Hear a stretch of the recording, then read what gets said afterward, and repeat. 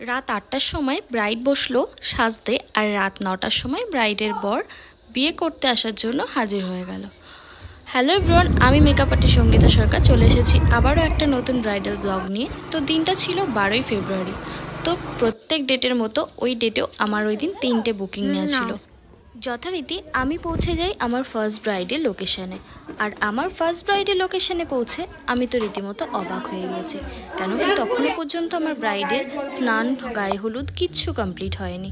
আমি গিয়ে তাড়াহুড়ো করে ব্রাইডের গায়ে হলুদটা আমি নিজের সামনে দাঁড়িয়ে কমপ্লিট করিয়ে আনলাম।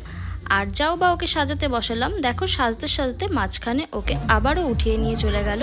কারণ কি, ওর এখনও কিছু রিচুয়ালস বাকি রয়েছে আর সেগুলো তখনই কমপ্লিট করতে হবে। যাই হোক, ওর রিচুয়ালস কমপ্লিট করা হয়ে গেল আর তারপরে আমি ওকে ওর ফুল লুকটা খুব তাড়াতাড়ি কমপ্লিট করে দিলাম। এই ছিল আমার 12ই ফেব্রুয়ারির ফার্স্ট ব্রাইডের লুক। ওর এই লুকটা তোমাদের কেমন লাগলো তোমরা কিন্তু অবশ্যই দেখে জানিও। তোমার ফার্স্ট ব্রাইডকে কমপ্লিট করে ব্যাগপত্র গুছিয়ে নিয়ে আমি পৌঁছে গেলাম আমার সেকেন্ড ব্রাইডের লোকেশনে। আমার সেকেন্ড ব্রাইড তো অলরেডি আমার জন্য ওয়েট করছিল, আর আমি যাওয়ার সঙ্গে সঙ্গে আমার সেকেন্ড ব্রাইড মেকআপের জন্য বসে পড়ে। আর আমার ব্রাইডকে রেডি করার পরে আমি না তো কোনো ফটো নিতে পারি না তো কোনো ভিডিও নিতে পারি। তো আমার কাছে শুধুমাত্র এই ফটোটাই ছিল তোমাদের সাথে শেয়ার করার মতো। আর আমার থার্ড ব্রাইডের লোকেশনে পৌঁছাতে পৌঁছাতে আমার প্রায় রাত হয়ে গিয়েছিল। তো যাই হোক, আমি আমার ব্রাইডের লোকেশনে পৌঁছাবার পরেও তারপরেও দেখছি যে আমার ব্রাইডের তখনও পর্যন্ত গায়ে হলুদ হয়নি। আমি আর কি করব, আর ঘরে বসে না থাকতে পেরে আমি সোজা চলে গেলাম আমার ব্রাইড কি করছে সেটা দেখার জন্য। আর গিয়ে দেখতে পেলাম রাত হয়ে গেছে, তখনও পর্যন্ত ব্রাইডের রিচুয়ালস চলছে ওর গায়ে হলুদের। তো ব্রাইডকে তাড়াহুড়ো করে ডেকে নিয়ে আসলাম। আর আমার ব্রাইড যখন আমার কাছে সাজতে বসলো তখন বাজে রাত 8টা। আর ব্রাইডকে রেডি করার মতো আমি সময় পেয়েছিলাম মাত্র 1 ঘন্টা। আর এই ছিল আমার 12ই ফেব্রুয়ারির থার্ড ব্রাইডের ফুল লুক। তো তোমরা দেখে জানিও ওর এই লুকটা তোমাদের কেমন লাগলো।